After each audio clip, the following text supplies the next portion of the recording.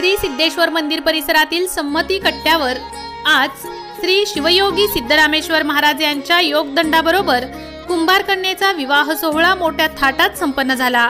प्रारंभी हिरेहब्बू वाड्यातून मानाच्या 7ही नंदीध्वजाचे सवाद्य मिरवणूक काढण्यात आली।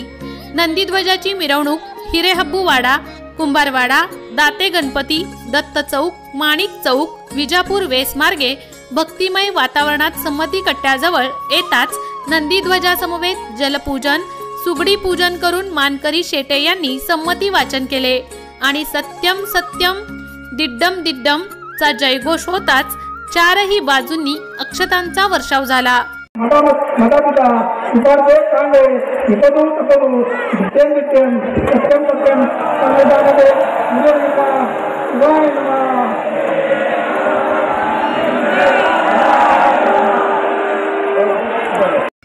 श्री सिद्धेश्वर महाराज की जय, हर बोला हरच्या जयघोषाने परिसर दणाणून गेला। लाखो भाविक भक्तांच्या साक्षीने श्री शिवयोगी सिद्धरामेश्वर महाराजांच्या योगदंडाबरोबर कुंभारकन्येचा विवाह सोहळा मोठ्या थाटात संपन्न झाला। सिद्धेश्वर महाराजांचं दर्शन घेतलेलं आहे, नतमस्तक झालेलो आहे आणि माझ्या मनामध्ये इच्छा होती की अक्षता सोहळ्यासाठी मला संधी मिळावी, येता यावं आणि आज खरं तर मला येऊन मला एक प्रेरणा मिळाली। उत्साह हा जसा लोकांच्या मनामध्ये होता तसा माझ्या मनामध्ये सुद्धा उत्साह आलेला आहे।